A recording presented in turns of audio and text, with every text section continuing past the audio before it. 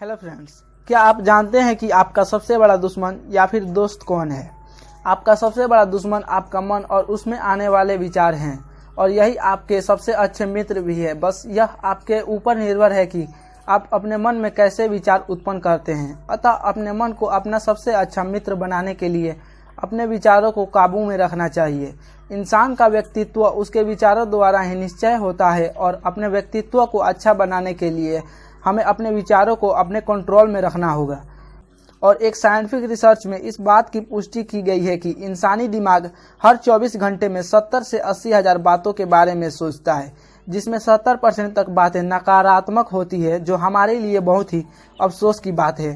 तो आइए जानते हैं कि हम अपने गलत विचारों से कैसे बचें।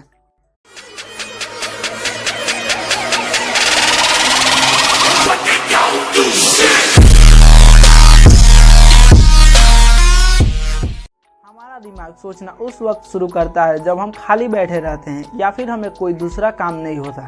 और खाली दिमाग तो शैतान का घर होता है, जिसमें अपने आप ही विचार उत्पन्न होने लगते हैं, जिनमें से अधिकतर समय नकारात्मक विचार ही आते हैं। ऐसे में हमें चाहिए कि हम अपने दिमाग को कुछ न कुछ काम देते रहें और उसे खाली न रहने दें।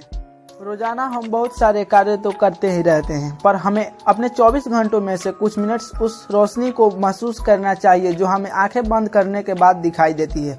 अतः हमें अपने नकारात्मक विचारों को रोकने के लिए प्रत्येक दिन ध्यान करना चाहिए। रोज हल्का व्यायाम के साथ साथ प्रातः काल घूमना चाहिए। इससे हमारा शरीर भी स्वस्थ रहता है और साथ ही हमारे विचार भी शुद्ध होते हैं।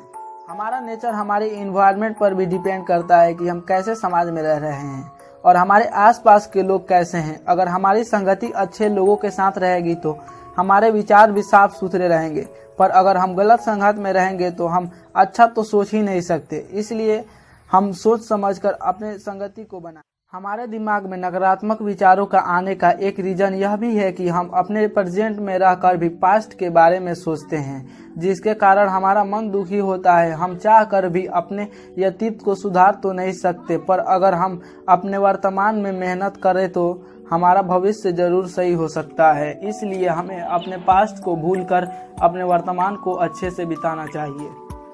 जब कभी भी हमें खाली वक्त मिले तो उस समय हमें कोई किताब, नॉवेल्स या फिर मैगजीन को पढ़ना चाहिए।